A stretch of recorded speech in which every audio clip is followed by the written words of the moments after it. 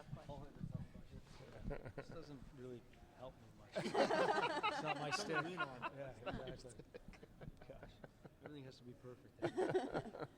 How was the off season for you? The off season was long. I think it was good. I think a lot of us did what we could to refine our processes and our within our programs to try to help benefit the team. And I think the staff is prepared for a good long season. You talk about refining that process. What does that look like?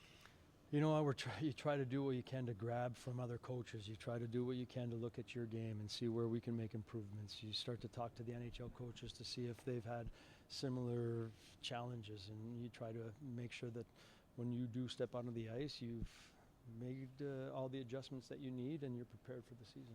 So where are you in that process?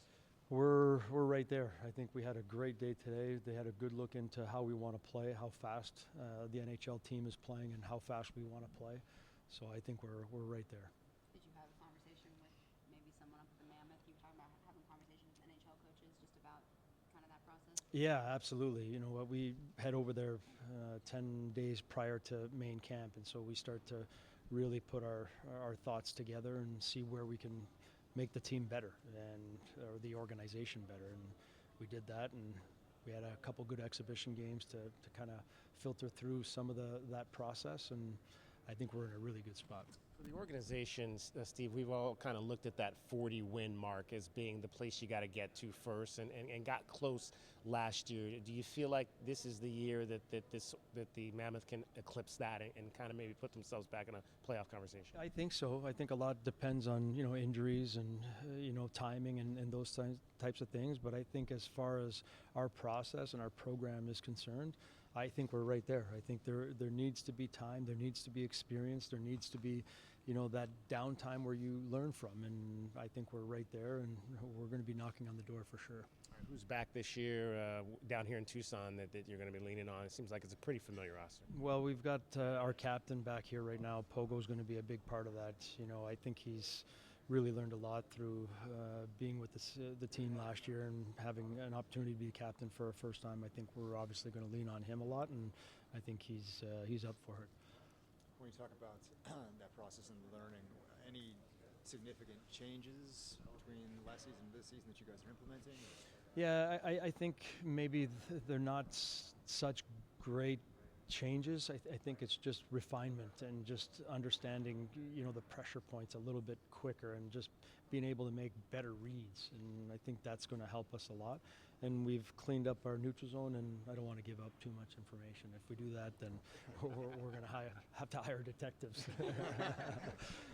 What do you make of this being year 10 of the Roadrunners being in Tucson? Well, it's great. You can see that hockey belongs in Tucson, and you can see it continuing to grow. I love being able to get here on the weekend, and the ice is filled, and there's a lot of people around. And last night I think we left at around 9 o'clock, 8 o'clock at night, and there was youth hockey, and then followed by a men's league. So that was pretty cool to see.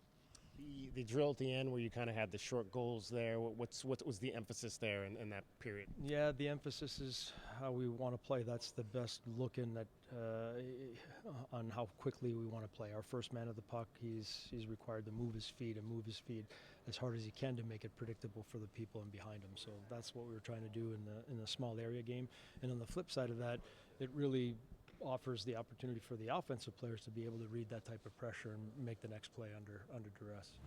You've had 3 straight postseason appearances, but haven't gotten out of the first round in any of them. Obviously, it's the beginning of the season, but what steps are you taking now to kind of set you up for more success down the road? Well, I think it does take experience, and it does take guys coming back and understanding the flow of how we want to proceed. And I think, again, we're bringing in some young players, and so we've got to make sure that they're maturing at the pace that they need to.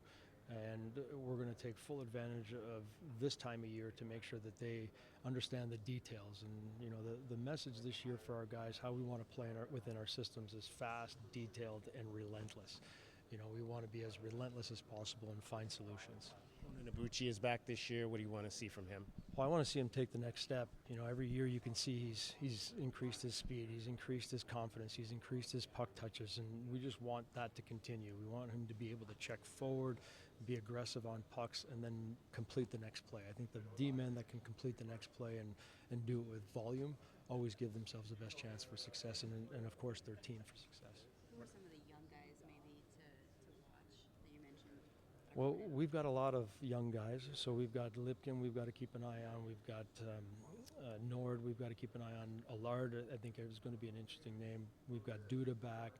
We've got, you don't know what's going to happen with Mav if he's going to come back, but we've got a solid core of young players that are coming back. Lutzi's in there that we're expecting them to take a step, and they've got a real opportunity and some insight from last season on how to lead. So we're expecting them to grow their leadership qualities. Speaking of which, what makes Pogo's leadership so valuable? Well, we believe as leaders you have to be able to take care of yourself first. And this guy's a pro. You know, he comes to the rink every day with a purpose of getting better.